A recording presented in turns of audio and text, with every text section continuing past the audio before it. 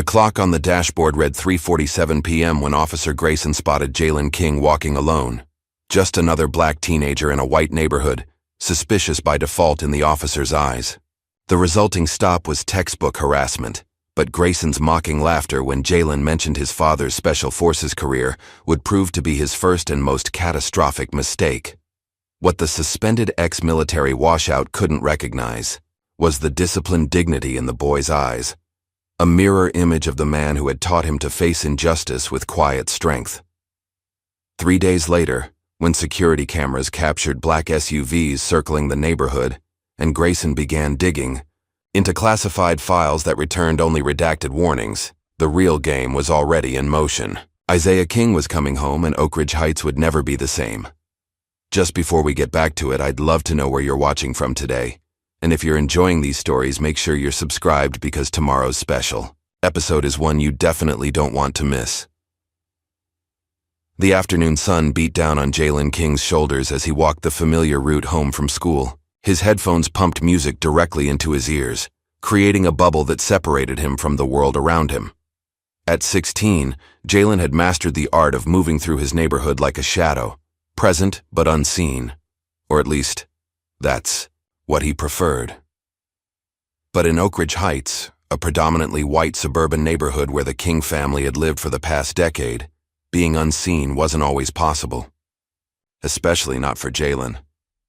As he passed Mrs. Whitaker's house, the curtains twitched. They always did. The older woman never failed to track his movements as he walked by her pristine garden. Jalen kept his eyes forward, pretending not to notice. Just as his father had taught him, "Keep your head up but your guard higher," Isaiah King had told him once. "Some people will always see you before they see who you are." The corner store came next. Inside, Mr. Peterson's eyes locked onto Jalen through the window, his gaze suspicious and unwavering. Jalen had been in that store 100 times, buying snacks or drinks after basketball practice, yet the owner still watched him like he might stuff his pockets at any moment. Jalen turned the volume up on his music. It was easier that way. He was halfway home when the police cruiser slowed beside him. Jalen felt it before he saw it. That distinct crawl of a vehicle matching his pace. His stomach tightened. He'd seen this before, though usually it happened to older guys, not to high school sophomores walking home on a Tuesday. The window rolled down, revealing Officer Grayson's stern face. Jalen didn't know the cop's name yet, but he would soon enough. "Hey, you. Hold up a minute," the officer called. Jalen stopped, removing his headphones. His father's voice echoed in his mind. "If they stop you, be polite, be calm, don't give them reasons." "Yes, sir," Jalen said, his voice steady despite the anxiety climbing his throat. Officer Bradley Grayson was new to the Oak Ridge Heights Police Department. At 32, he carried himself with the aggressive confidence of someone with something to prove. His close-cropped hair and rigid posture betrayed his military background, though few knew he'd washed out of training before seeing any real action, a detail he conveniently omitted from most conversations. "What are you doing in this neighborhood?" Grayson asked, eyes narrowing as he scanned Jalen from head to toe. "I live here, sir. Just walking home from school." "ID?" Jalen hesitated. "I'm 16. I don't have a driver's license yet, just my school ID." He reached slowly for his backpack. "Keep your hands where I can see them," Grayson snapped, his hand instinctively moving toward his holster. Jalen froze, his hands visible in front of him. "My school ID is in my backpack, sir." Grayson exited the vehicle, circling around to where Jalen stood on the sidewalk. A few neighbors slowed their cars, watching. Others peeked through windows, drawn to the spectacle of the new officer questioning the black teenager. "What's in the bag?" "Empty it out." "Just books and school stuff," Jalen said, carefully setting his backpack on the ground and unzipping it. As Jalen removed his textbooks and notebooks, Grayson's demeanor shifted from cautious to contemptuous. The boy's backpack contained nothing but school materials, a water bottle, and basketball shoes. No weapons, no drugs, nothing to justify the stop. But rather than ending the encounter, Grayson doubled down. "Where do you live exactly?" he demanded. "Cedar Street, sir. Number 1742. Just 3 blocks that way." Parents home? My mom will be home from work soon. What about your dad? Where's he? Grayson's tone had changed, becoming almost conversational, but with a mocking edge that made Jalen's skin crawl. He's away for work. What kind of work keeps a man away from his family? Grayson pressed, leaning closer. You kids never seem to have a man at home, huh? The implication was clear and it stung. Jalen could feel heat rising to his face, but he kept his expression neutral, just as his father had taught him. My dad's in Special Forces, Jalen replied quietly. The words came out matter of fact, without bravado or challenge. Just the truth, simply stated. Grayson's face split into a wide grin before he burst into laughter, the sound echoing down the quiet suburban street. Special Forces? He repeated, loud enough for the gathering onlookers to hear. Your daddy's G.I. Joe, huh? That's rich, kid. Jalen said nothing, his face a mask that betrayed none of the anger and humiliation churning inside him. Hey, Miller, Grayson called to another officer who had pulled up in a second cruiser. This kid says his daddy's in the Special Forces. Maybe he works with Chuck Norris. Officer Miller chuckled uncomfortably, glancing at the growing number of witnesses on the street. Unnoticed by either officer, a girl about Jalen's age stood half-hidden behind a tree across the street. Maya Thompson, a classmate of Jalen's, had her phone out, recording the encounter. Her finger hovered over the stop button several times, but something told her to keep filming. Listen, G.I. Joe Jr., Grayson said, stepping closer to Jalen. Next time you want to make up stories, pick something believable. I was in the military. I know what real soldiers look like. Jalen remained silent, his eyes steady but not challenging. He knew better than to talk back to a cop, especially one who seemed determined to provoke him. Get your stuff and move along, Grayson finally said, apparently bored with the lack of reaction. And stay out of trouble. Jalen carefully repacked his bag, conscious of the eyes watching him. He placed his headphones back over his ears, though he didn't turn the music on. As he walked away, he could still hear Grayson's voice behind him. Special Forces my ass, the officer muttered to Miller. Bet Dad's Special Forces of the couch, probably never even met the kid. Jalen kept walking, his steps measured and calm despite the storm inside him. He didn't look back, didn't give them the satisfaction of seeing how deeply the officer's words had cut. As Grayson returned to his cruiser, he paused, a thought forming. Hey, Miller, you know anything about a Special Forces guy living in this neighborhood? Miller shrugged. Not that I've heard of. This King kid. I'm curious now. Find out who his dad really is, would you? Sure thing, Miller replied, though his tone suggested he had no intention of following through on what seemed like a petty request. But Grayson wasn't letting it go. Something about the kid's calm confidence had gotten under his skin. Jalen hadn't backed down or shown fear, and that bothered Grayson more than he cared to admit. As Jalen disappeared around the corner, Maya Thompson slipped her phone into her pocket and hurried away in the opposite direction, the video safely recorded. She didn't know what she would do with it yet, but something told her it might be important. Grayson watched the street for a moment longer, then got back into his cruiser. He had a new mission now. Find out the truth about Isaiah King. The front door of 1742 Cedar Street closed quietly behind Jalen as he stepped inside the modest two-story home. Unlike many of the showpiece houses in Oak Ridge Heights, the King residence was humble but well-maintained, a testament to Angela King's meticulous care, despite working full-time as a hospital administrator. Jalen dropped his backpack by the door and stood for a moment in the entryway, letting the familiar sense of home wash over him. Lemon furniture polish, the faint hint of the jasmine candles his mother loved, the lingering aroma of last night's dinner. The walls of the living room held a careful selection of family photos. Angela and Jalen at his middle school graduation, Jalen as a toddler in the backyard, the three of them, mother, father, son, at the beach 5 years ago, squinting into the sun. But there were no photos of Isaiah in uniform, nothing that suggested his military career. This was deliberate. Jalen walked to the kitchen and grabbed an apple from the fruit bowl. The encounter with Officer Grayson replayed in his mind as he took a bite, the crisp sound filling the quiet house. A memory surfaced. Jalen, at 8 years old, sitting cross-legged in the backyard while his father taught him how to tie special knots. "Why do I need to know this, Dad?" he had asked. "We don't go camping much." Isaiah's smile had been warm but serious. "These are skills, son. Some skills you show the world, like your basketball. Others, you keep hidden until needed. Being invisible, when necessary, is sometimes the greatest advantage." At the time, Jalen hadn't fully understood what his father meant. Now, at 16, pieces were starting to come together. The sound of keys in the front door pulled Jalen from his thoughts.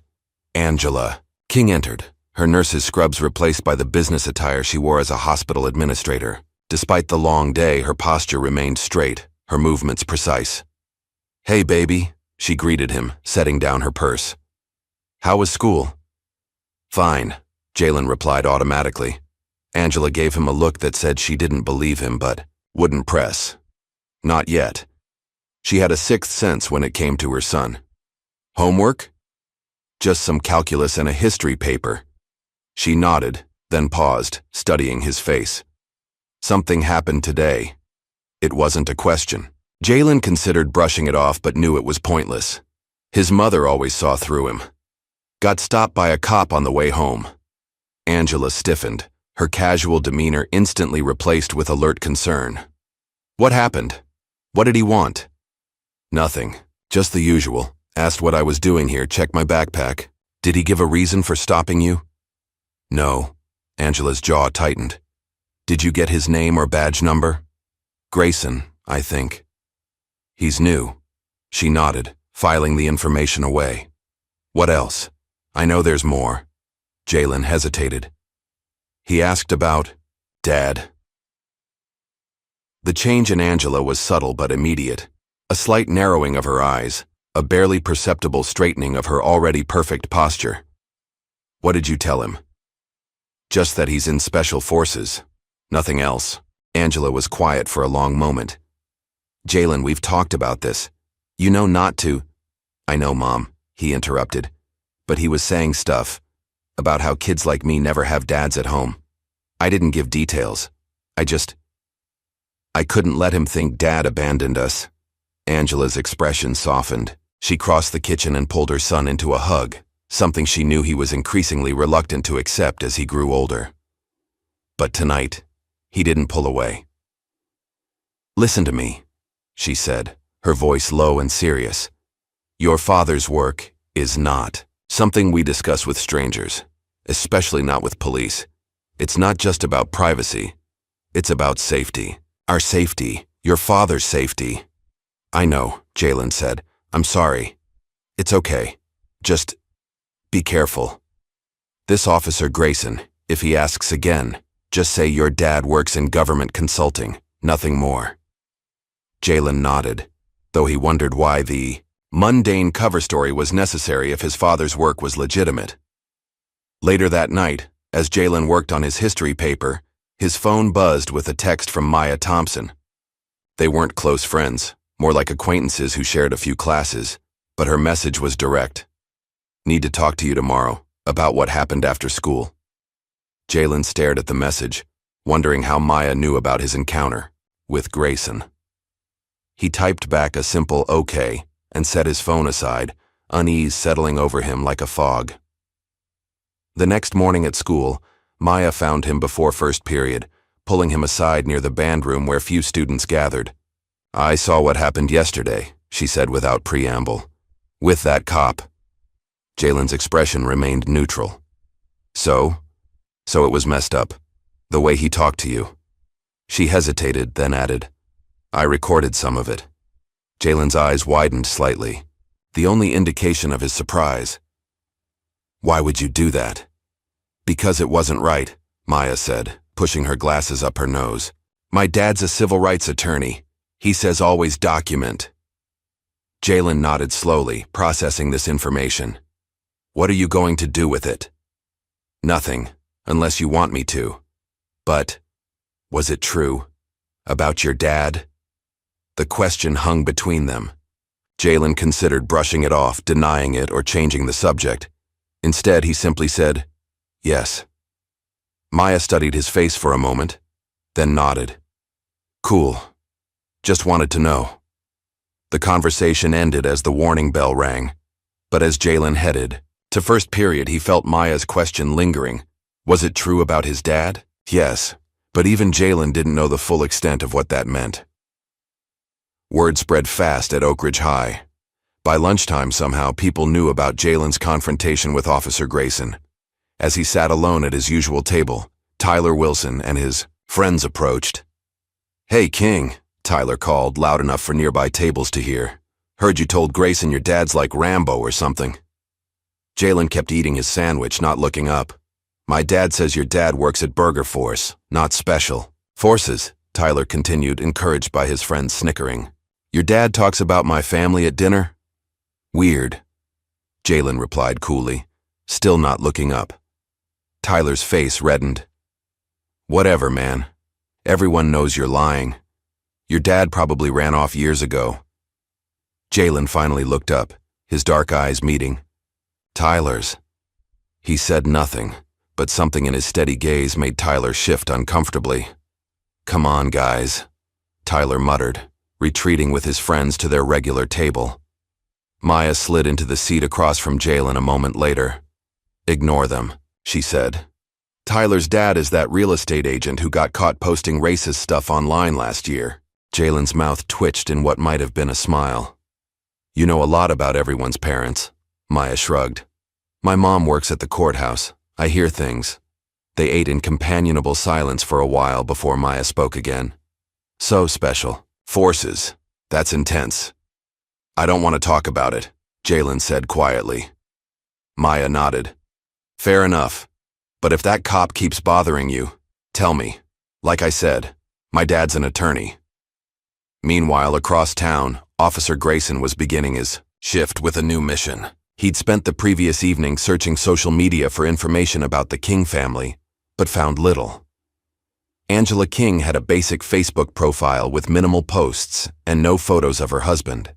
Jalen didn't appear to have any social media presence at all, unusual for a teenager. Grayson started his patrol in the Cedar Street area, driving slowly past the King residence. It looked quiet, ordinary. Nothing to suggest a Special Forces operative lived there. He parked down the block and approached an elderly woman working in her garden. "Good morning, ma'am," he said, flashing his most charming smile. "Officer Grayson, just checking in on the neighborhood. How long have you lived here?" "Going on 30 years, she replied proudly. "So you must know most of your neighbors. The Kings, down at 1742. What's their story?" The woman, Martha Jenkins, straightened up, wiping dirt from her hands. "Angela's a dear, works at the hospital. The boy Jalen, he's quiet but polite. Always offers to shovel my walk in winter. And Mr. King? Isaiah, right?" Martha's expression turned thoughtful. "He's away a lot. Military, I think, though Angela doesn't talk about it. Very private family." "Military, huh? Any idea what branch, or what he does?" Martha shook her head. "Like I said, they're private. Isaiah comes and goes. Sometimes he's home for months, then gone just as long. Nice man, though. Fixed my porch steps last spring when he was home." Grayson nodded, filing the information away. "Thanks for your time, ma'am. Just getting to know the community." As he continued his inquiries throughout the day, the pattern repeated. Neighbors knew the Kings but had little specific information about Isaiah. He was rarely seen, always working, away, but no one seemed to know exactly what he did. That evening, Grayson sat in his cruiser outside the King residence, watching the house from a distance. The lights were on in what he assumed was the kitchen. Through the window he could see Angela moving around, and occasionally Jalen passed by. No sign of a third family member. Grayson's radio crackled. "Unit 4, what's your 20? "Cedar Street," he replied. "Just finishing patrol. Copy that. Shift's almost over. Head in for debrief." Grayson started the engine but took one last look at the King house before driving away. The boy's claim still bothered him. Special Forces? It seemed far-fetched, yet no one in the neighborhood could confirm or deny it. The mystery only fueled his curiosity. Later that night, Angela King's phone rang just after midnight. She reached for it in the darkness, checking the caller ID. Unknown number. She hesitated, then answered. Hello? Silence. No breathing, no background noise, just emptiness. Hello? She repeated more firmly. The line went dead. Angela sat up, in bed, fully awake now. It was the third such call this week. She checked that her bedroom door was closed, then reached for her secure phone, a separate device kept hidden in her nightstand. She sent a text to a number saved only as I. Another row. Call, same pattern. The response came seconds later. Noted, Protocol 7. Angela deleted both messages, returned the phone to its hiding place, and tried to go back to sleep. But her mind raced with worry. 16 years of careful living, of guarding their family's secrets, and now this new officer was asking questions. It wasn't a coincidence. The next day, Officer Grayson sat at his desk in the police station, coffee in hand, scrolling through database records. He'd found basic information on Angela King, employment history, driver's license, property taxes. All normal. Jalen's school records showed he was a good student with no disciplinary issues.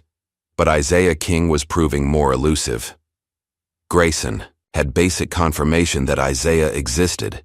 Marriage license, joint property ownership with Angela, listed as father on Jalen's birth certificate. But his employment history was vague, and when Grayson attempted to pull his military file, he hit an unexpected roadblock. Classified clearance required. What the hell? Grayson muttered, staring at his screen. Problem? Asked Sergeant Wallace, passing by his desk. Grayson quickly switched screens. No, sir. Just researching something. After Wallace moved on, Grayson returned to the database. The classified designation could mean many things.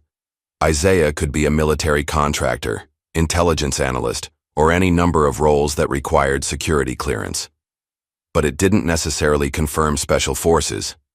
Still, it was enough to make Grayson uncomfortable. He had told colleagues about the punk kid with the special forces fairy tale, expecting to disprove Jalen's claim easily. Now, he wasn't so sure. That evening, Grayson returned to Cedar Street in his personal vehicle, a black Dodge Charger with tinted windows. He parked a block away from the King residence and settled in to watch. It was after 11 when the lights in the house finally went out. Grayson waited another hour before slipping out of his car and making his way toward the property. He stayed in the shadows, moving with the confidence of someone who believed, himself unobserved. His plan was simple. Get a closer look, maybe peek in the windows, see if there was any evidence of Isaiah King's presence or absence. What Grayson didn't realize was that he was being watched. 3 houses down, in a darkened room, a figure observed Grayson's approach through specialized optics. When the officer crept into the King's side yard, the figure lifted a secure phone and spoke quietly. Asset Midnight. We have activity at the King residence. Local police, plain clothes, unauthorized surveillance. Identity confirmed as Officer Bradley Grayson. A pause then. Understood. Continue monitoring only. The figure returned to the window, watching as Grayson crept around the King house, peering into windows, testing the back door. Eventually, the officer retreated to his vehicle and drove away. Only then did the figure send a final message. They're sniffing around the King residence. Protocol escalation recommended. The response was immediate and brief. Acknowledged. Informing Ghost. As Grayson drove home, satisfied with his reconnaissance though he had learned little, he had no idea that his actions had triggered a response far beyond the quiet suburban neighborhood of Oak Ridge Heights. No idea that the name Isaiah King was now being discussed in secure facilities where few had clearance to enter. No idea that he had just stepped into shadows far bigger than he could imagine. Dawn broke over Oak Ridge Heights with a silence that belied the growing tension in the neighborhood. Officer Bradley Grayson sat in his cruiser, parked a block away from the King residence. He'd been there since 5 a.m., operating on little sleep and fueled by a mixture of coffee and obsession. The King's house remained quiet, curtains drawn. No movement, no sign of life. Grayson checked his watch. He was officially off duty, having ended his shift an hour ago. What he was planning wasn't department procedure.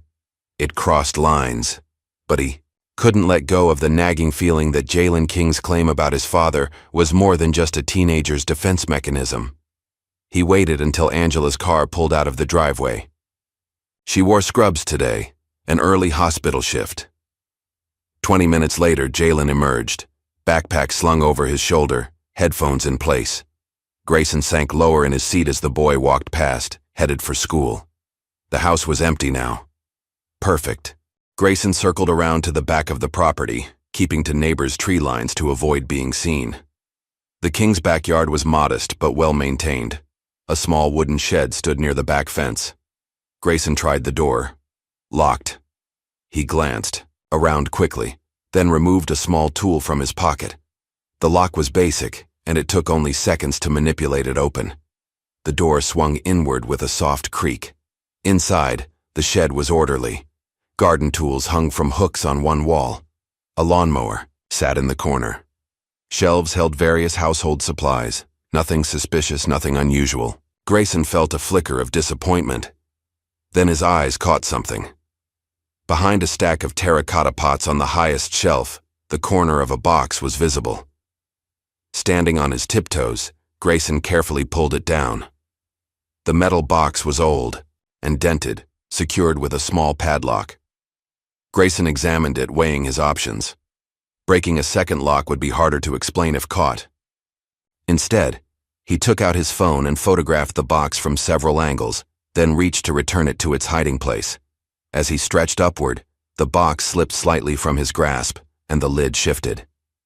It wasn't locked after all. The padlock was there but not secured. Grayson hesitated only briefly before opening it. Inside were a few items, some foreign currency, a small notebook filled with what looked like code or shorthand, and underneath it all, a photograph. It showed a younger Isaiah King in desert camouflage uniform, standing beside 3 other men whose faces were partially shadowed. Isaiah's face was half in shadow too, but his eyes were clear and piercing, staring directly at the camera with an intensity that made Grayson uncomfortable. No insignia or identifying markings were visible on the uniforms. No indication of where or when the photo was taken. Grayson quickly photographed everything, then carefully returned the items exactly as he'd found them. He replaced the box on the shelf and left the shed, making sure to lock the door behind him. Back in his car, Grayson studied the photos he'd taken, zooming in on Isaiah's face. There was something in those eyes that bothered him. A hardness, a knowing look that seemed to stare right through the camera at whoever might view the photo years later. "Who the hell are you really, Isaiah King?" Grayson muttered. Later that morning, Angela King stormed into the police station, her hospital ID still hanging around her neck. Her normally composed demeanor was replaced with barely contained fury as she approached the front desk. "I need to file a complaint," she stated, her voice controlled but firm. Officer Jenkins looked up. "What seems to be the problem, ma'am?" "Someone broke into my shed this morning.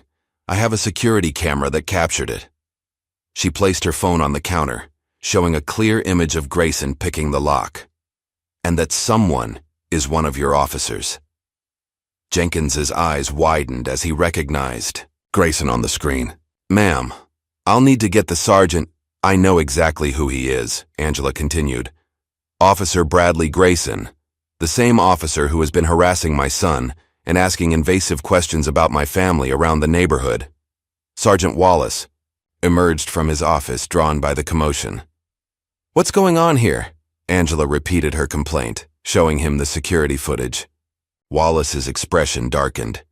"Mrs. King, I want to assure you we take this very seriously. Please come into my office so we can take your formal statement." An hour later, Angela left the station with a copy of her complaint and a case number.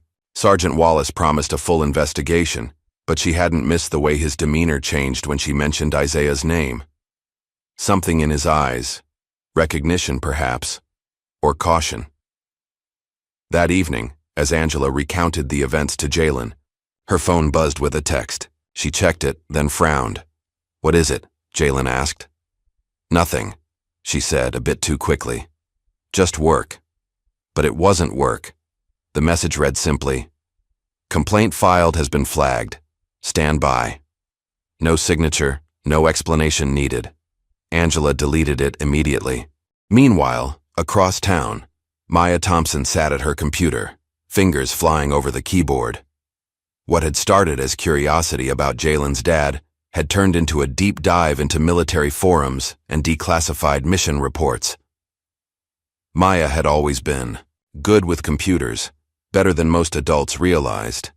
She navigated through archived news reports, public military records, and specialized forums where veterans gathered to share sanitized versions of their experiences. It had taken days of searching, but finally she found something. A passing reference in a redacted mission report. Extraction team led by King successfully retrieved the asset despite heavy opposition. And then, in a forum post by a retired Marine, when they sent in the silencers, we knew it was serious. Those guys were ghosts, in and out before anyone knew they were there. Another reply mentioned Operation Silencer as one of the most classified units in recent military history, with much of their work still heavily redacted decades later. Maya leaned back in her chair, processing this information. She couldn't be certain this was Jalen's father. King was a common name, after all. But the timeline matched, and the secrecy around the unit would explain the family's privacy. Her bedroom door opened, and her father poked his head in. "Still up, Maya? It's after midnight." "Just finishing some research," she replied quickly, closing her browser tabs. James Thompson studied his daughter's face. "This wouldn't happen to be about the King boy and that officer you mentioned, would it?" Maya hesitated. "Maybe." James sighed. "Maya, I know you want to help, but be careful.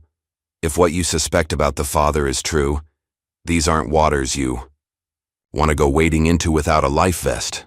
"What do you mean?" "Just be careful. If Angela King needs legal help, tell her to call me directly.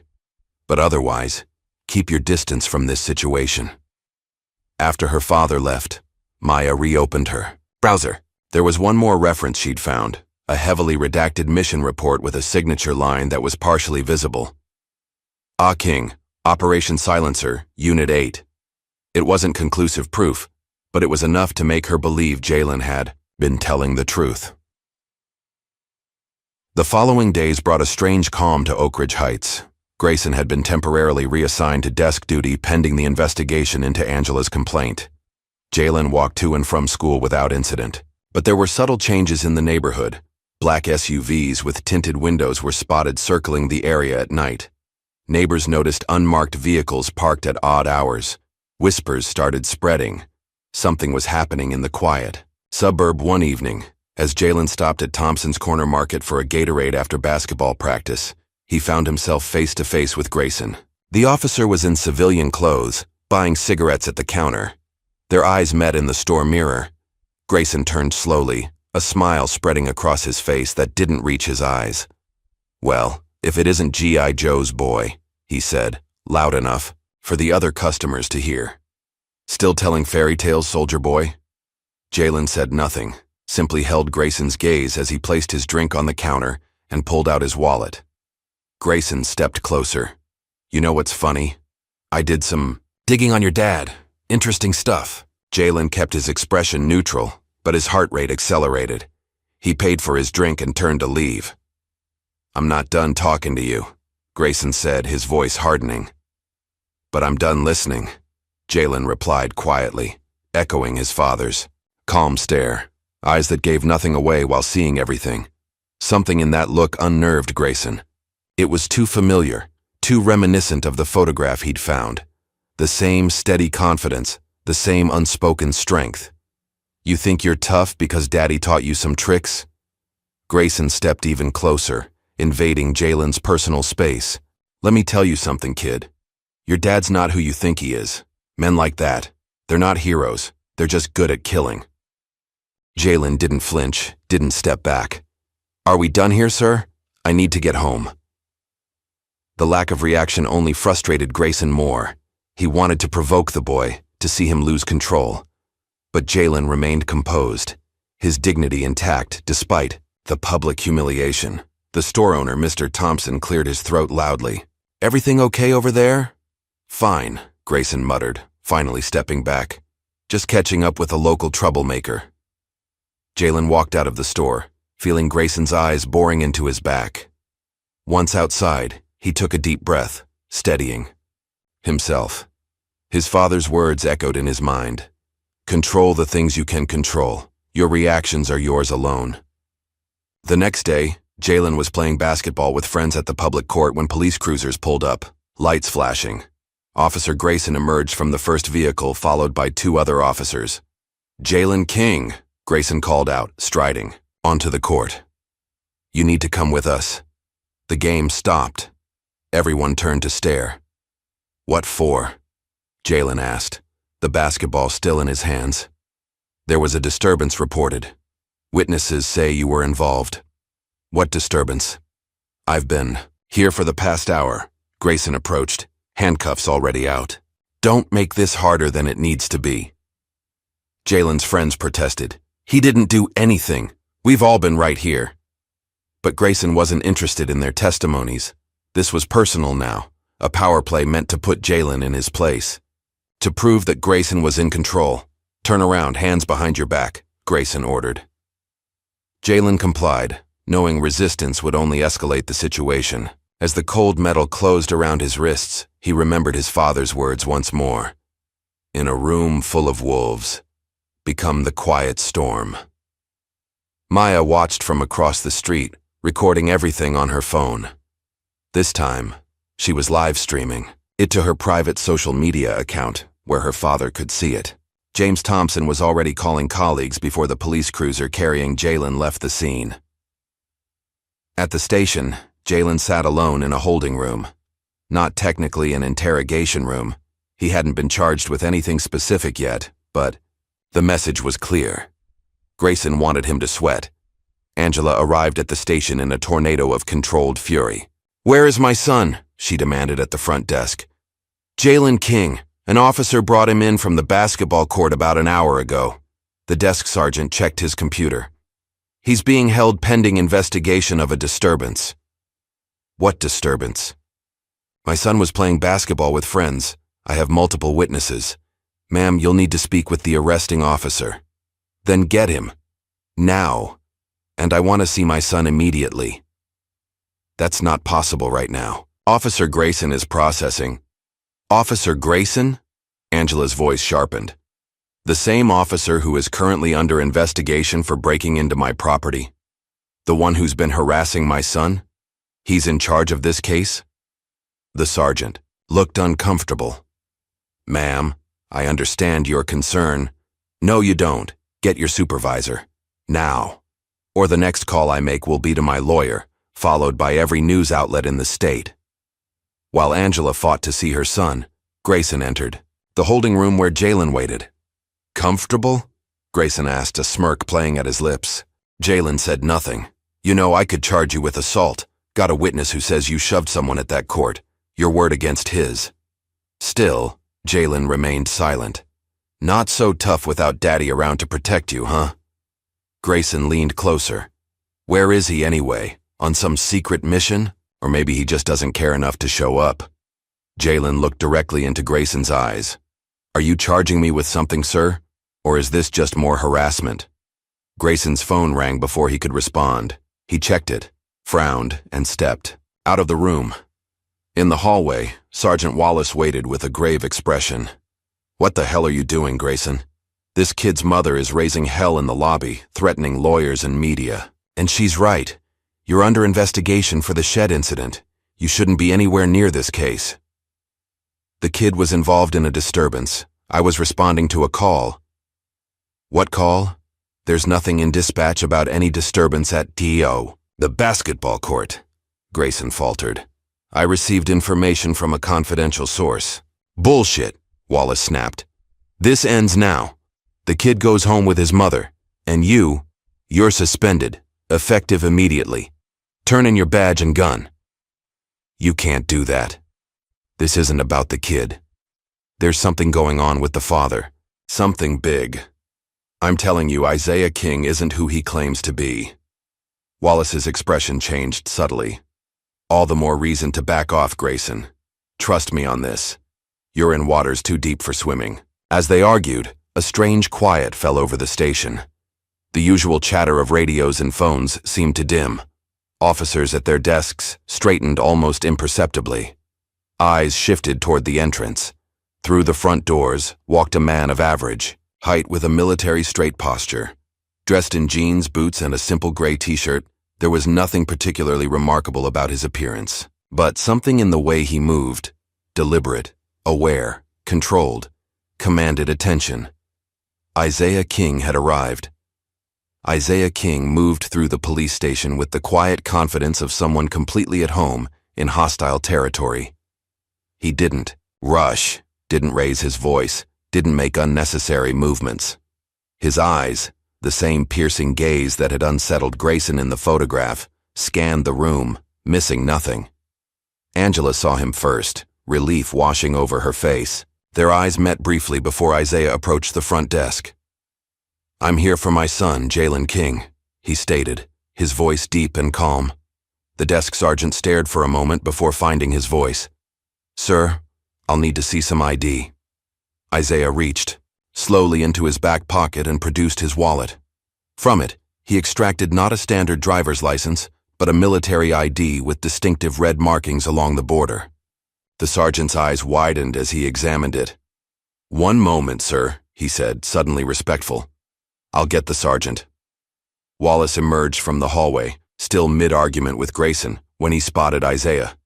He froze, recognition flickering across his face. Wallace had served before joining the police force. He knew what those red markings meant. "Mr. King," Wallace said, extending his hand. "Sergeant Paul Wallace, there's been a misunderstanding with your son." "Has there?" Isaiah replied evenly, shaking the offered hand. His eyes shifted to Grayson, who stood nearby trying to mask his surprise with defiance. "Your son was brought in regarding a disturbance, but we found no evidence to support the claim," Wallace explained quickly. "He's being released immediately. No charges."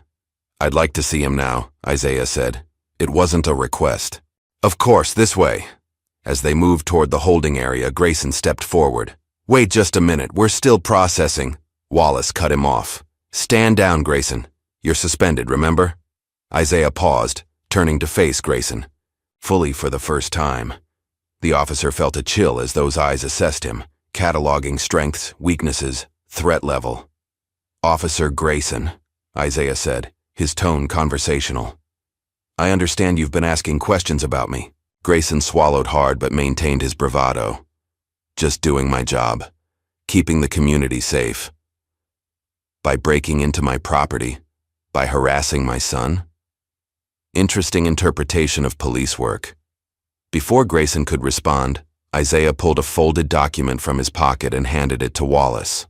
"This is a formal request for all records pertaining to Officer Grayson's interactions with my family, including today's incident.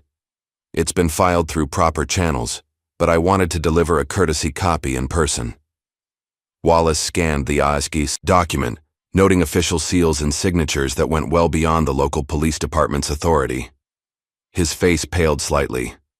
"We'll cooperate fully, Mr. King."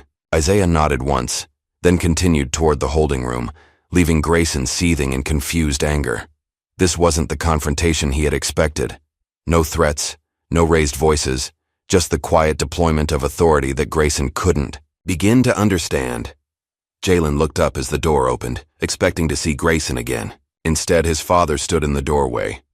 For a moment, the 16-year-old's composure cracked. Relief, love, and a hint of worry crossed his face before he controlled his expression again. "Dad," he said simply. Isaiah crossed the room in 3 strides and placed a hand on his son's shoulder, a gesture more powerful than a hug would have been. "You okay?" Jalen nodded. "I'm good. Let's go home." As they left the holding room, Angela joined them, forming a protective triangle around their son. The Kings moved through the station like a single unit, eyes forward, dignity intact. Grayson watched them go, frustration building inside him. This wasn't over. He'd been publicly humiliated, his authority undermined.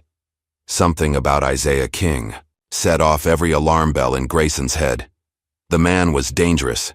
He was sure of it. After turning in his badge and gun, Grayson sat in his car in the station parking lot, hands gripping the steering wheel until his knuckles turned white. The suspension meant he no longer had official access to police resources, but he still had contacts, favors he could call in.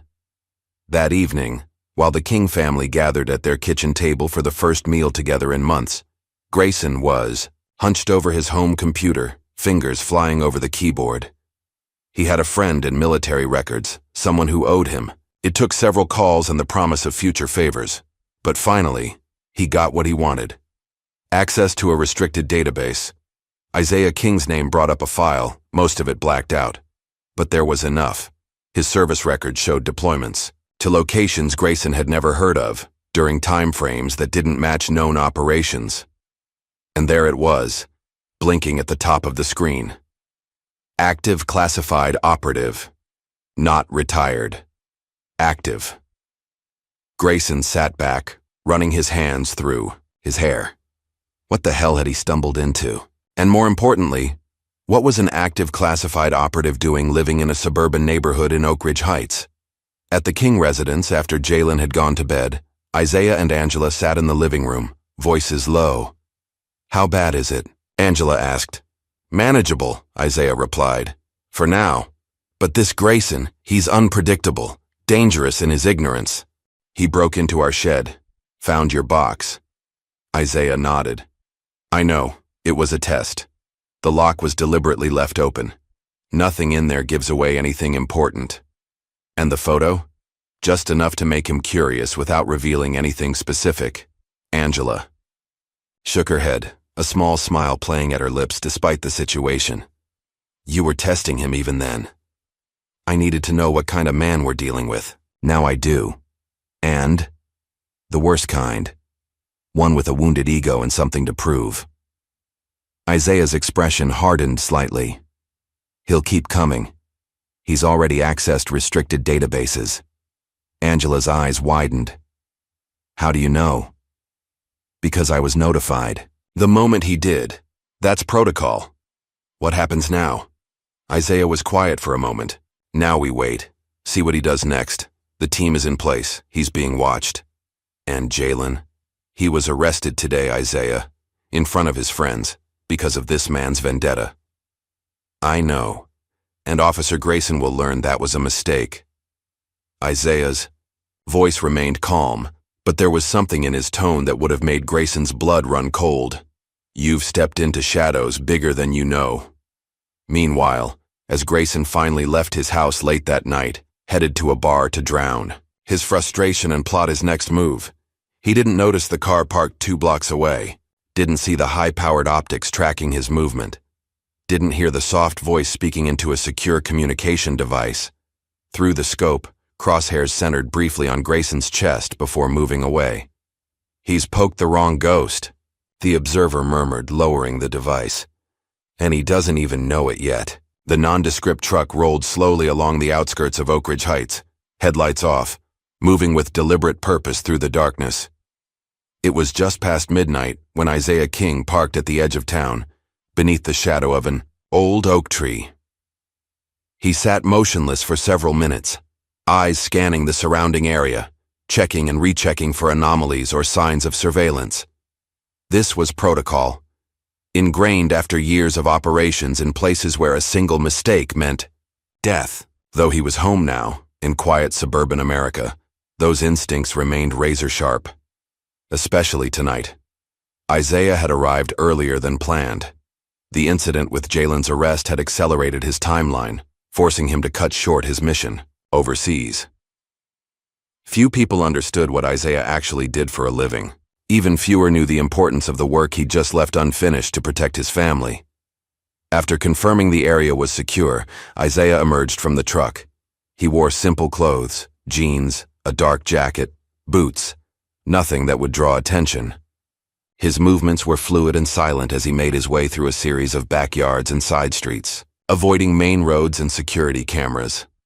Isaiah had mapped every approach to his home years ago when they first moved to Oak Ridge Heights. He knew every blind spot, every potential vantage point, every escape route. Not because he was paranoid, but because he was thorough. He paused at Mrs. Jenkins' garden, remembering how she'd told Officer Grayson about their family, not maliciously.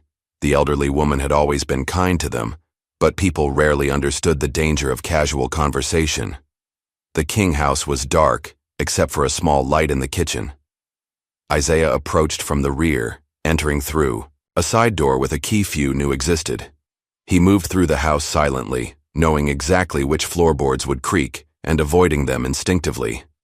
Angela was waiting in the kitchen, a cup of tea growing cold between her hands. She didn't startle when he appeared. After 16 years of marriage to a ghost, she'd grown accustomed to his silent arrivals. "You're early," she said softly, rising to embrace him. "Had to be," Isaiah replied, holding her tightly for a moment before stepping back to look at her. "Where is he?" "Upstairs, asleep." Angela studied her husband's face, reading the subtle signs of fatigue and tension that others would miss. "How bad is it?" "Complicated." Isaiah moved to the refrigerator, pouring himself a glass of water. "The mission was nearly complete when I got word about what happened here. I had to hand it off to Miller and Jackson." Angela nodded, understanding the significance. Isaiah rarely abandoned operations. For him to do so meant he considered the threat to his family serious. "They'll contain the situation," Isaiah continued, "but my early departure raised flags. Questions will be asked. By whom? Everyone." Isaiah's slight smile held no humor. "From the secretary down to local assets. An operative of my classification doesn't just walk away mid-mission unless something critical has happened." "Something critical did happen," Angela said firmly. "Your son was targeted, arrested without cause." Isaiah nodded, his expression hardening, briefly. "Yes, and Officer Grayson will learn what that means." They sat in comfortable silence for a moment, the reunion both sweet and shadowed by the circumstances that prompted it. "He's changed since you last saw him," Angela said eventually, "growing up so fast." "He handled himself well," Isaiah noted with quiet pride. "Stayed calm, didn't escalate. Just like his father." Isaiah smiled, a genuine one this time. "I should go up, see him." "He'll be happy you're home," Angela said, squeezing his hand. "Even under these circumstances." Isaiah moved silently up the stairs, pausing outside Jalen's door. He listened to his son's steady breathing for a moment before quietly opening the door. Jalen lay asleep, one arm thrown over his face. Isaiah stood watching him, struck once again by how quickly children grow. His work had taken him away too, often left too many gaps in his son's life. Yet somehow, Jalen had become a young man any father would be proud of, dignified, controlled, principled. As if sensing his father's presence, Jalen stirred, his eyes opening slowly. For a moment he stared at the figure in his doorway, then sat up quickly. "Dad?" "Hey, son." Isaiah moved into the room, sitting on the edge of the bed. "Sorry to wake you." In the dim light from the hallway, Jalen studied his father's face. There were new lines around his eyes, a fresh scar near his temple. But his presence was unchanged, solid, reliable, powerful in its quietness. "You're not supposed to be back for another month," Jalen said. "Plans changed." Isaiah placed a hand on his son's shoulder. "Heard you had some trouble." Jalen looked down, a hint of shame crossing his face. "I shouldn't have told that cop about you being in Special Forces. Mom always said—" "You did nothing wrong," Isaiah interrupted firmly. "The officer targeted you because of who you are, not what you said." Jalen nodded slowly, processing his father's words. He wouldn't stop. Kept pushing, asking questions about you. "I know. And now he's facing consequences for his actions. Are you in trouble? For coming back early?" Isaiah smiled slightly. "Nothing I can't handle." They talked for nearly an hour, father and son reconnecting after months apart. Isaiah spoke of patience, of legacy, of the discipline required to face injustice, without becoming it, not lecturing but sharing one generation to another. The hardest battles, Isaiah told him, are fought with restraint, not rage. Remember that. Eventually, Jalen's eyes grew heavy again. Before leaving him to sleep, Isaiah asked casually, "This Officer Grayson, tell me everything." The next morning, while Jalen was at school, Isaiah left the house before sunrise. He drove to the outskirts of town, to an old diner that had been there since he was a boy. Inside, 3 elderly black men sat at a corner booth, drinking coffee and playing dominoes. They looked up as Isaiah entered, recognition and respect in their eyes. "Well, look who the wind blew in," said Walter Dixon, the oldest of the 3 at 82. "Isaiah King, back among the living." Isaiah smiled, clasping each man's hand firmly before sliding into the booth. These men had known him since childhood, had watched him grow, leave for service, return changed. They were elders in the community, respected voices whose influence ran deeper than most realized. "Just passing through," Isaiah said, accepting the coffee the waitress brought without having to order. "Heard your boy had some trouble with that new officer," said James Wilson, a retired postal worker who knew everyone's business. "Grayson, right? Bad news, that one." Isaiah nodded. "Seems to have developed an unhealthy interest in my family." The third man, Reverend Thomas Baker, studied Isaiah carefully. "You didn't come here just to catch up, son. What do you need from us?" Isaiah had always appreciated the Reverend's directness. "Information, community eyes. Grayson's been suspended, but that won't stop him. I need to know if he makes any moves."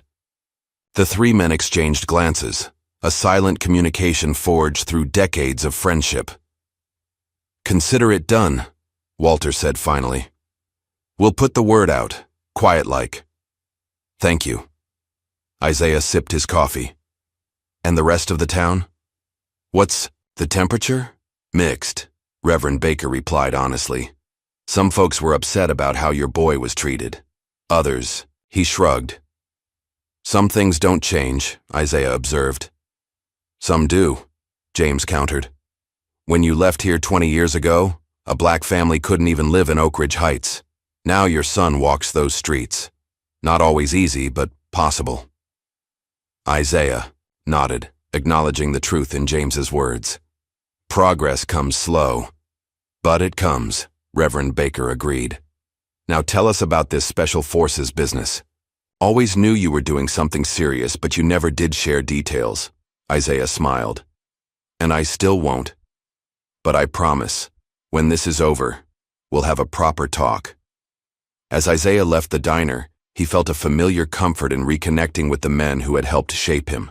He had left Oak Ridge Heights as a restless teenager, frustrated by its limitations and prejudices. He'd returned now and then over the years, but always briefly, always partly in shadow.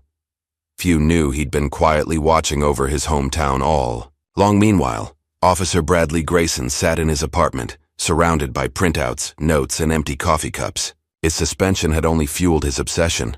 The humiliation of having his badge and gun taken, in front of the Kings no less, burned like acid in his stomach. But Grayson believed he was close to something big. The partial file he'd accessed showed Isaiah King wasn't just some ex-military guy with an attitude. He was active, classified, connected to operations Grayson couldn't even find references to, the kind of operative whose very existence was denied in official channels. "Why here?" Grayson muttered, staring at the sparse information he'd gathered. "Why live in a place like this if you're some elite government asset?" The question had consumed him for days. His working theory: Isaiah King was dirty, running some kind of operation right under everyone's noses, using his classified status as cover. It was the only explanation that made sense to Grayson's suspicious mind. He picked up his phone, dialing a number he'd called multiple times already. "Daily Tribune," answered a tired voice. "Frank, it's Grayson again. Did you look into what I sent you?" The local reporter sighed audibly. "Bradley, we've been through this. I can't run a story accusing a citizen of being some kind of secret agent without evidence, especially not after you've been suspended for harassing his family." "I'm telling you, there's something here," Grayson insisted. This guy shows up out of nowhere, flashes some classified ID, and suddenly the entire department is walking on eggshells? That doesn't strike you as suspicious? What strikes me as suspicious is your fixation on this family, Frank replied bluntly. Let it go before you lose more than just your badge. Grayson hung up, fuming. Nobody believed him. Nobody saw what he saw. Fine. He'd find proof himself. Then they'd all understand what they were dealing with. He picked up another phone, a burner, purchased with cash, and made a different call. The man who answered had no name, just a service Grayson had used occasionally to dig up dirt on suspects. I need everything on Isaiah King, Grayson said without preamble. Military records, financial transactions, travel history. Whatever you can get. That'll cost you, the voice replied. And if he's really government, it could get complicated. Just do it, Grayson snapped, and put together a file on his kid too, Jalen King.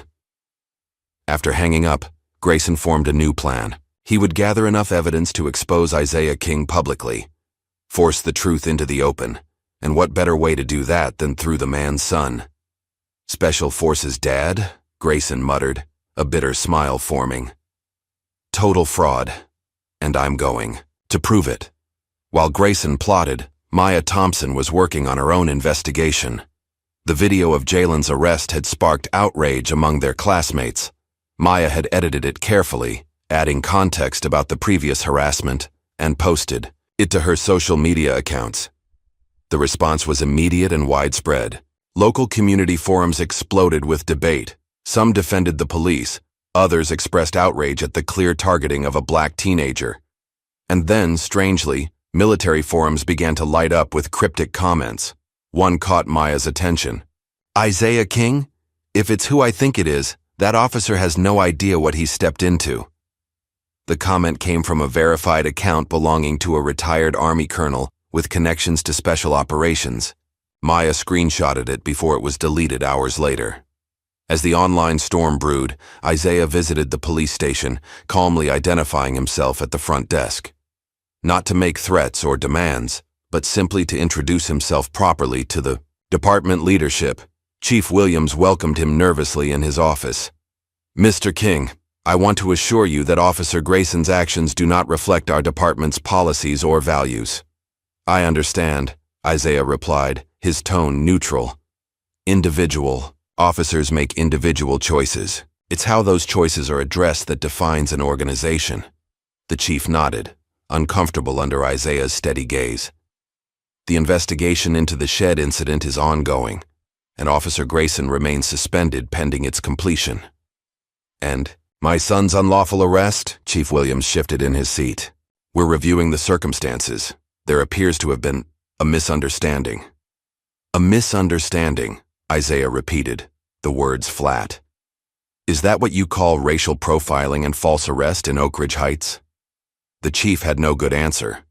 Isaiah didn't press further, simply stood and handed the man his card, plain white with only a name and number. If Officer Grayson makes contact with my family again, call me directly, day or night. After Isaiah left, Chief Williams stared at the card for a long moment before picking up his phone. He had received a call earlier that morning from someone at the Pentagon, a brief professional conversation that had left him deeply unsettled. Do you understand who Isaiah King is? The military official had asked him. Do you realize what his service record contains? The chief hadn't known how to respond. Now, looking at the simple white card, he wondered just what kind of storm was brewing in his quiet town. Officer Bradley Grayson crouched in the darkness, watching the King residence through night vision binoculars. Behind him, 4 other men waited, off-duty officers who shared his suspicions and resentments. This wasn't an official police operation. There were no warrants, no probable cause, just Grayson's obsession and his ability to convince others to follow him. Remember, we're just gathering intelligence, Grayson whispered. No confrontation. We get in, document whatever we find, and get out. The others nodded, adjusting their tactical gear, equipment borrowed from the department without authorization. All carried sidearms, though Grayson had insisted they were only for protection. Target's house is dark, one officer murmured. Looks empty. Intel says they're at a school event until 9, Grayson replied. Gives us about an hour. What Grayson didn't know was that his intel, a casual conversation overheard at the grocery store, had been deliberately staged. The Kings were not at any school event. The house was empty because Isaiah had anticipated exactly this move. As Grayson led his team across the rear lawn toward the house, hidden cameras tracked their movement. In a secure location 3 blocks away, Isaiah watched the feed on a laptop, his expression unreadable. Predictable, he murmured to an unseen companion. Exactly as expected. Grayson picked the lock on the back door with practiced efficiency, and the unauthorized raid began. The team moved through the house methodically, photographing rooms, searching drawers, checking for hidden compartments or safes.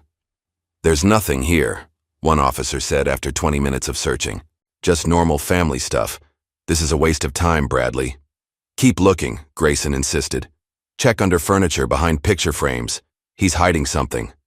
As the frustrated team continued their search, none of them noticed the small devices Isaiah had placed on their vehicles. While they invaded his home, he had disabled all 5 of their cars. Nothing dramatic, just subtle mechanical issues that would prevent them from starting. A message. A warning.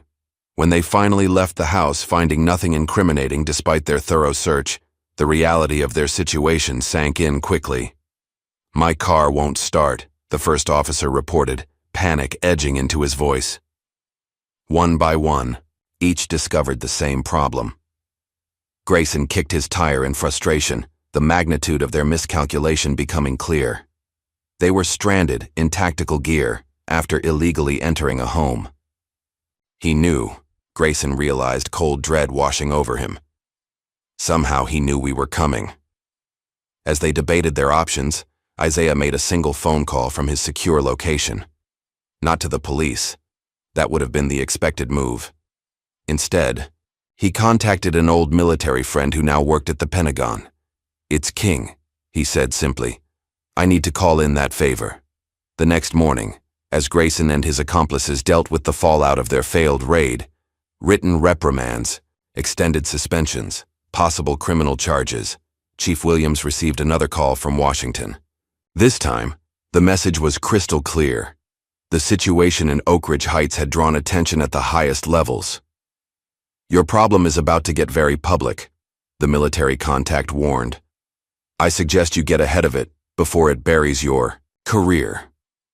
Isaiah's strategic response to the raid had been calculated for maximum effect with minimum force. He hadn't confronted Grayson directly, hadn't engaged physically, hadn't even called local authorities. Instead, he'd simply documented everything and let the system work. But Grayson, consumed by humiliation and desperate to salvage his credibility, made his most reckless move yet. The next day, he showed up at Oak Ridge High during lunch period. Without a badge or authority but still carrying the air of law enforcement, he approached Jalen in the crowded cafeteria. Jalen King, you're under arrest, he announced loudly, grabbing the teenager's arm. Students gasped and backed away. Teachers moved forward uncertainly. On what charge? Jalen asked calmly, though his heart raced. Obstruction of justice and interfering with a police investigation, Grayson improvised. Your father is under investigation for serious crimes, and you've been withholding information. It was completely fabricated, but Grayson was beyond reason now. In his mind, this public arrest would force Isaiah into the open, make him reveal whatever secrets he was hiding. Maya, seated nearby, immediately began live streaming. This is happening right now at Oak Ridge High, she narrated, her voice steady, despite her shock. A suspended police officer is attempting to arrest Jalen King without a warrant or cause.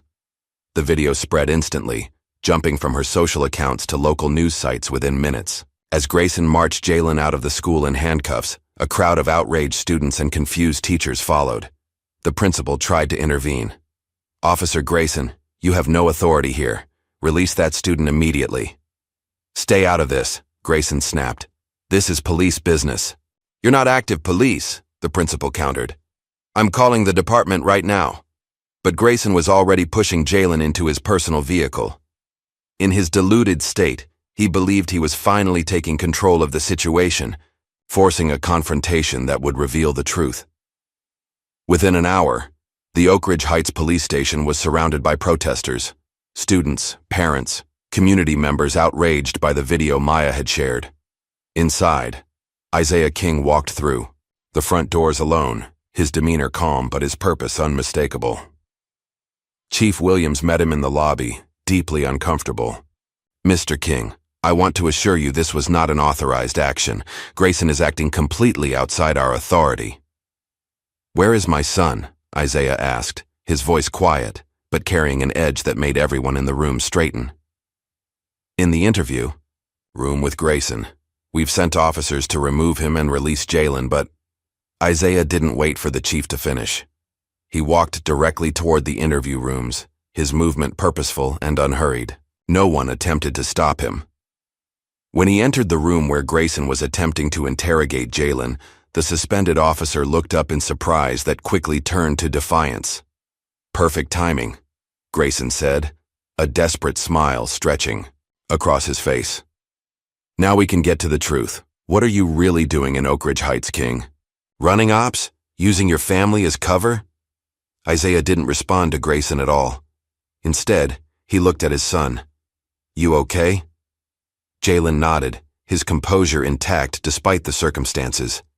Isaiah turned back to Grayson, placing a folder on the table. Between them, inside were legal documents, surveillance footage of the illegal raid, and military credentials that dwarfed anything Grayson had managed to access.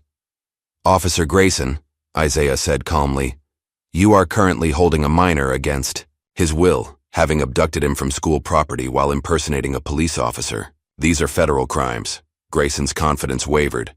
"I'm investigating a potential national security threat." "No," Isaiah corrected him. "You're persecuting a family because your ego can't accept being wrong. And now, you've crossed lines that can't be uncrossed." Behind the scenes, Grayson's superiors were being flooded with calls, not just from local officials and angry parents, but from military brass, congressional offices, and intelligence agencies. "Do you realize who you're dealing with?" one caller demanded of Chief Williams. "Do you have any idea what King has done for this country?"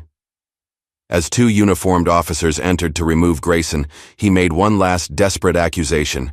"He's a ghost operative, running some kind of deep cover mission right here in our town." The officers exchanged glances, embarrassed by their former colleague's breakdown. They led him away, his protests echoing down the hallway. Isaiah helped Jalen to his feet, checking the marks on his wrist from the handcuffs. "Let's go home." As they walked through the station, officers and staff stepped aside respectfully. Outside, the crowd of protesters cheered as Jalen emerged. Maya pushed through to reach them, her phone still live streaming. "Jalen, are you okay?" "What happened? In there?" Jalen managed a small smile. "I'm fine. It's over now." Isaiah placed a protective hand on his son's shoulder, guiding him toward their car. The crowd parted before them, voices offering support and outrage on their behalf. But in his eyes, those who knew how to look could see the truth. It wasn't over. Grayson had been removed, but he remained a threat, unpredictable, desperate, and now totally unhinged. Later that night, as Grayson sat in a holding cell awaiting charges, he made a decision. If the system wouldn't listen, if no one would believe him about Isaiah King, then he would take matters into his own hands one last time. He needed leverage, something to force King into the open, to make everyone see the truth, and he knew exactly what that leverage would be. The morning after Jalen's public arrest and release, Officer Bradley Grayson was nowhere to be found.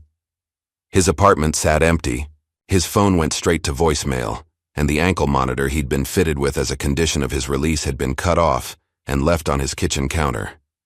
Chief Williams called an emergency meeting with his senior officers. "I want Grayson found, now. Before he does something we'll all regret." But Grayson had vanished, his personal vehicle discovered abandoned at a bus station 20 miles outside of town.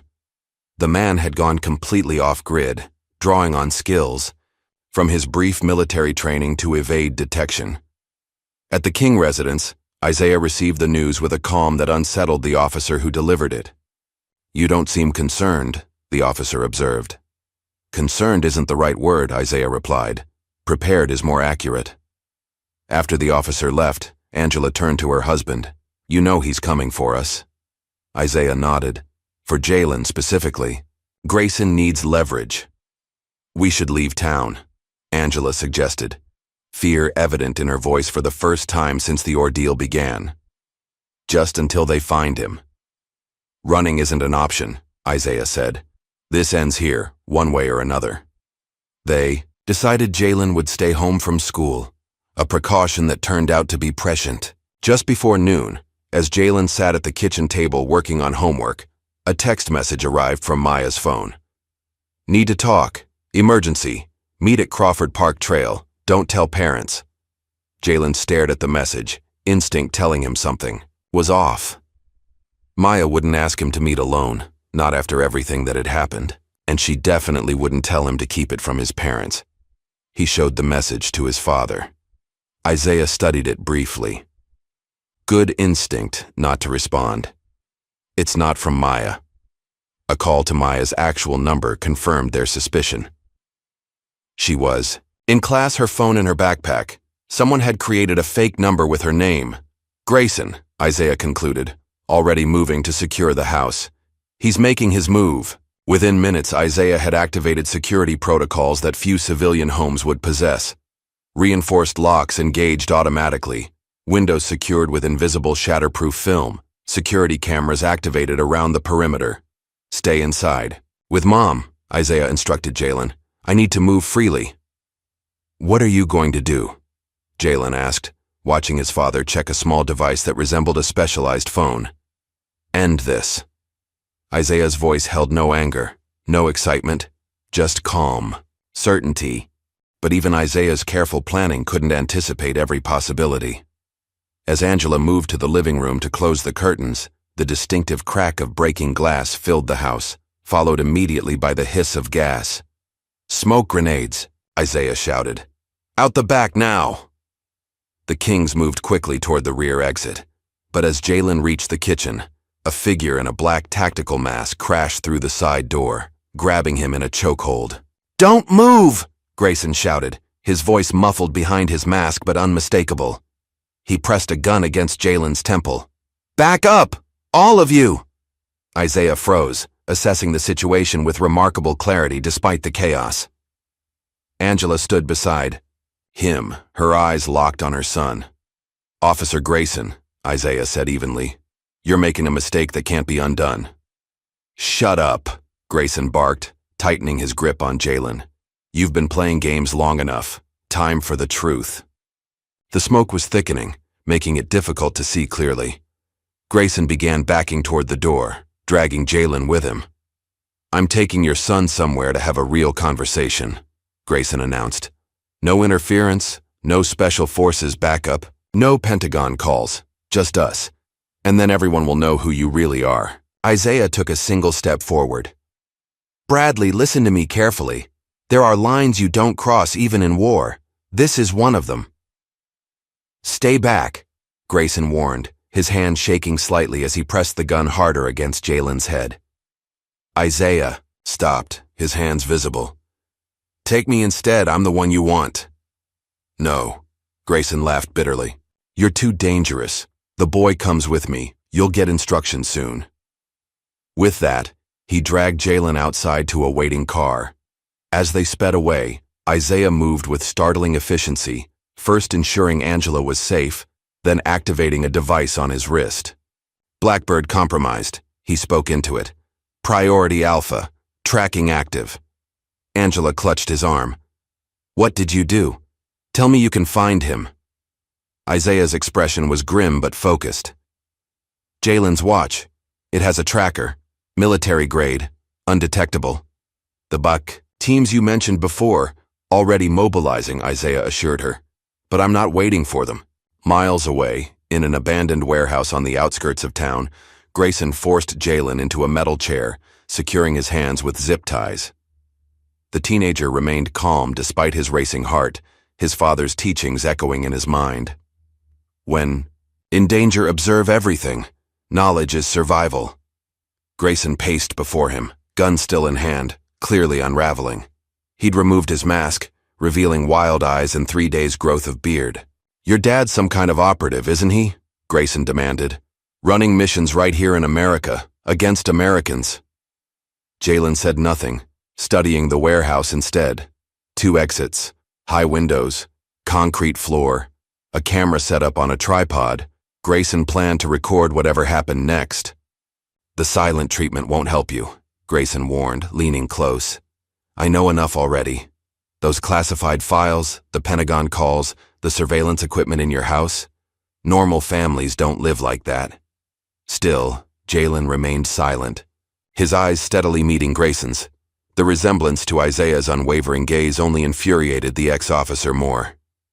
"Talk!" Grayson shouted, slamming his hand on a nearby table. Jalen finally spoke, his voice surprisingly steady. "What do you want me to say? That my dad serves his country? That he protects people? That's not a secret."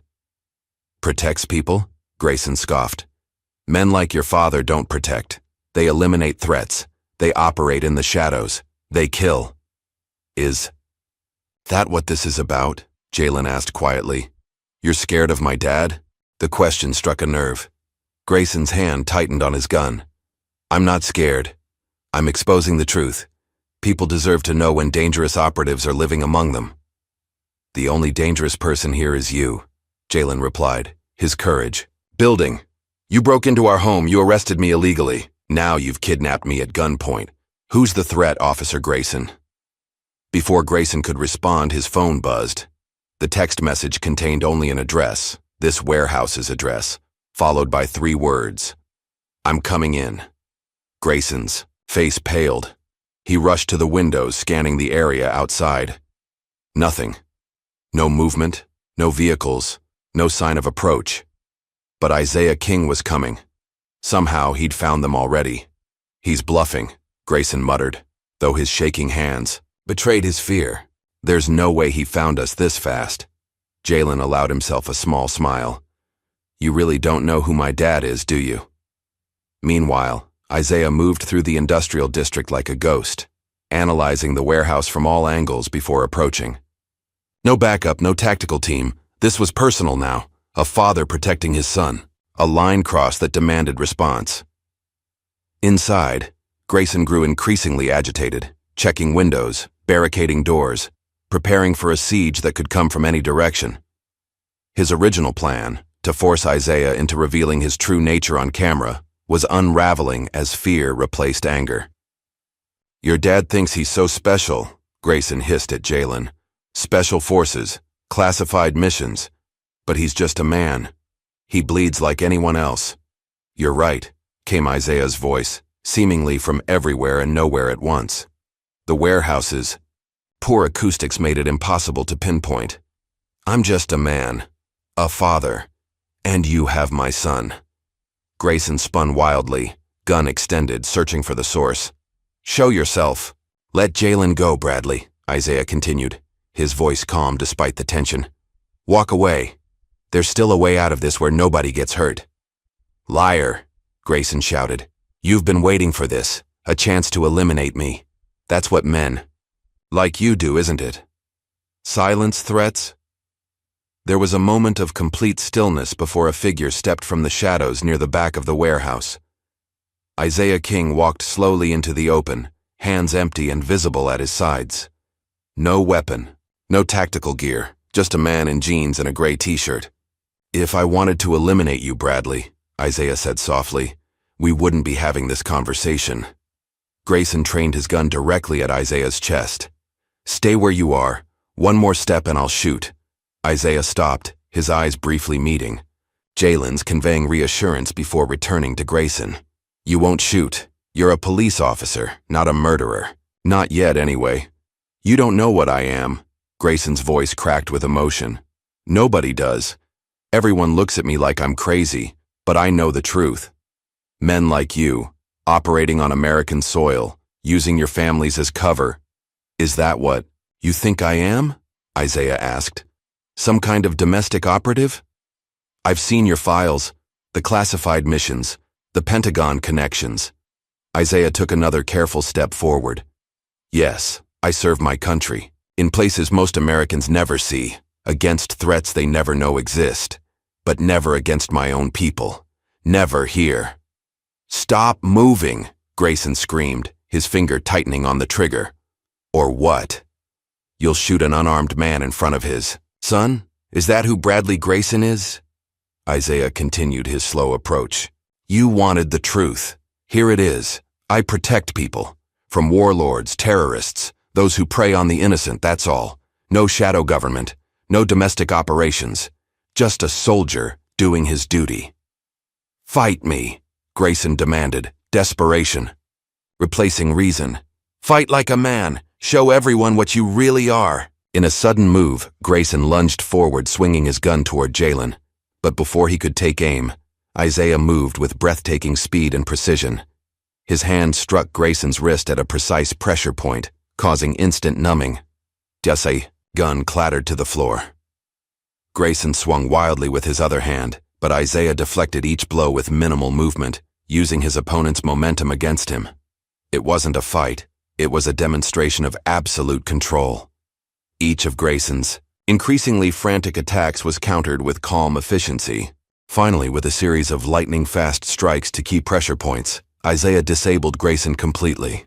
The ex-officer collapsed to his knees, arms hanging useless at his sides, his nervous system temporarily short-circuited by Isaiah's precise technique.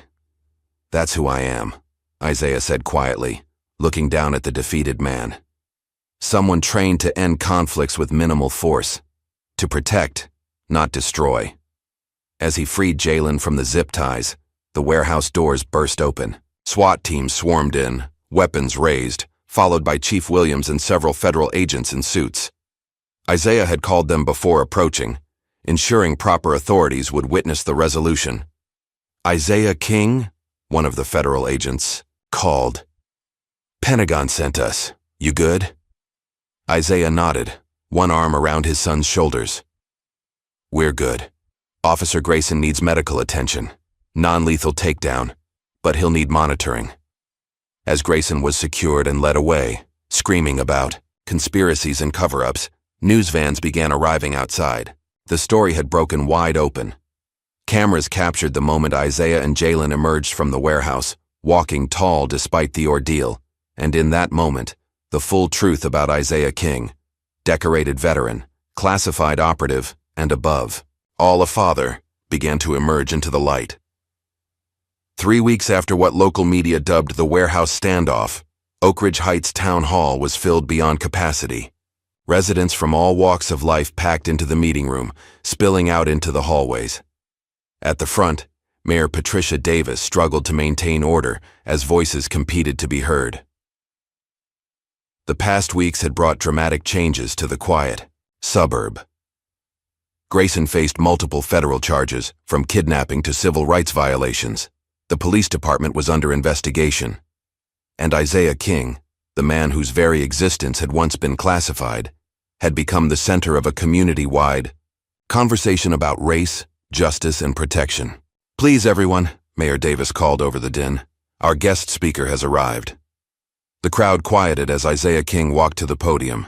He wore a simple button-down shirt and slacks. No uniform, no visible signs of his military background. Yet he carried himself with unmistakable authority. Thank you for coming, Isaiah began, his deep voice carrying easily through the room. What happened to my family wasn't unique. It was just visible. It forced a conversation many would prefer to avoid. He paused, scanning the faces before him, some supportive, others still uncertain. I'm not here to assign blame or demand retribution. I'm here to talk about moving forward, about building a community where my son, where all our children, can walk home without fear. For the next 30 minutes, Isaiah spoke not with anger, but with wisdom. He called for accountability in the police department, for community oversight, for training that recognized and addressed implicit bias. But he also acknowledged the complexity of the situation, the vast majority of officers who served honorably, the real security concerns that communities faced. Officer Grayson failed, Isaiah said toward the end, not because he was suspicious of an unusual situation, but because he allowed that suspicion to become prejudice, and that prejudice to become persecution. We can do better. We must do better. The Room erupted in applause when he finished. Even those who had come prepared to argue found themselves nodding in agreement. This was not the vengeful operative Grayson had imagined, but a measured, thoughtful citizen who had served his country in shadows most would never know. In the weeks that followed, change came quickly to Oak Ridge Heights. Chief Williams resigned, replaced by a reform-minded captain from a neighboring district. New training protocols were implemented for all officers. Community oversight boards were established with real power to review complaints. For Jalen, life took unexpected turns. As well, when he returned to school, he found himself viewed differently, not just as the kid with the mysterious dad, but as someone who had faced injustice with dignity and strength. Younger students, especially boys of color, began seeking him out for advice and support. "I don't know what to tell them," Jalen admitted to his father one evening. "I just did what you taught me." Isaiah smiled. "That's exactly what they need to hear. Not grand speeches, just honest guidance. Dignity isn't taught in classrooms, son. It's passed from one generation to the next." Maya Thompson's journalism took flight in the aftermath. The video she'd recorded of Jalen's arrest was shown in civics classes across the country, sparking discussions about civil rights, law enforcement, and community responsibilities. Her detailed reporting on the events earned her a prestigious scholarship for young journalists. "I couldn't have done it without you," she told Jalen one day after school. "You gave me the courage to keep filming when I was scared." "I think you had that courage all along," Jalen replied. "You just needed a reason to use it." Their friendship deepened in the following months, built on shared experience and mutual respect that hinted at something more to come. Meanwhile, Isaiah faced decisions of his own. His cover blown, his family's location compromised, he received multiple offers to relocate. New identities, new positions, new beginnings far from Oak Ridge Heights. He turned them all down. Instead, Isaiah did something that surprised everyone who thought they knew him. He opened a training center in the heart of town, not a typical martial arts studio, but a place focused on leadership, self-defense, and community service for local youth. The King's Self-Defense and Leadership Academy quickly became a gathering place for young people from all backgrounds. Isaiah taught not just physical techniques but the mental discipline that had guided his own life. The waiting list grew longer each month. Even more surprising were those who came seeking redemption. Several residents who had once crossed the street when Jalen walked by now enrolled their children in Isaiah's classes. Mrs. Whitaker, who had always watched suspiciously from behind her curtains, brought cookies to the King's home and apologized tearfully for years of silent judgment. "Change comes slow," Isaiah told Angela as they watched these transformations unfold. "But it comes." Bradley Grayson watched these developments from a prison cell. Deemed mentally unstable after his breakdown, he was held in a secure psychiatric facility pending trial. His television access was limited, but he caught glimpses of Isaiah on the news, speaking at community events, working with children, being celebrated as a local hero. The sight filled him with bitter regret. In his distorted pursuit of truth, he had destroyed his career, his freedom, and his reputation. And for what? To expose a man whose true nature turned out to be exactly what his son had claimed, a dedicated soldier who served with honor. In Oak Ridge Heights, the story continued to evolve. The incident that began with racial profiling had sparked genuine soul-searching throughout the community. Difficult conversations about bias and privilege took place in living rooms and coffee shops. Old barriers began to crumble, slowly but surely. 2 months after opening his academy, Isaiah received an unexpected visitor. James Wilson, one of the elderly men he'd met at the diner, arrived with a small wooden box. "Found this in my attic," James explained, placing it on Isaiah's desk. "Thought you might want it for your students." Inside was a newspaper from 1968, its yellowed pages carefully preserved. The headline read, "Local Youth Breaks Color Barrier at Oak Ridge Academy." Below was a photo of a young black man in a military school uniform, James's older brother, who had died in Vietnam. "First steps are the hardest," James said, "but they make the next ones possible." Isaiah nodded, understanding the gift's significance. "I'll display it here," Remind them that what we're doing isn't new. It's continuing work that began long before us. Later that evening, as the King family gathered for dinner, Jalen shared news from school. Mr. Peterson asked if I'd speak at graduation about resilience and dignity. Angela smiled proudly. What did you say? I said yes. Dad always says real strength isn't loud. It's knowing who you are, even when nobody believes you. Isaiah looked at his son. No longer a boy, but a young man shaped by extraordinary circumstances. Whatever path Jalen chose, whatever future he built, it would be founded on the quiet strength that had carried him through these challenges. As they finished dinner, Isaiah's secure phone buzzed with a message. He checked it discreetly, then set it aside. Everything okay? Angela asked, recognizing the look in his eyes. Just checking in, Isaiah replied. Old friends making sure we're all right. The message had been simple. If you ever need us, we're still watching. A reminder that while this chapter of their story might be concluding, the broader world Isaiah operated in continued its vigilant rotation. Shadows and light, always in balance. For the Kings, life would never return to what it had been before. Their privacy was altered, their story now part of the community's narrative. But with that change came opportunity to transform a painful experience into something meaningful, to help build the world they wished to see. As evening settled over Oak Ridge Heights, Jalen walked outside to shoot some baskets in the driveway. The same street, the same houses surrounded him, but something fundamental had shifted. Mrs. Whitaker waved from her garden. Mr. Peterson nodded respectfully from his evening walk. Children called Jalen's name as they rode bikes past the house.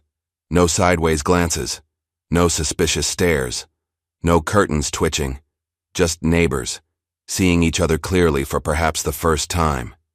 And somewhere, beyond the peaceful suburban streets, beyond the immediate concerns of daily life, Isaiah King's military contacts monitored the situation from a distance, not because the danger remained, but because that's what family did for one another. They watched.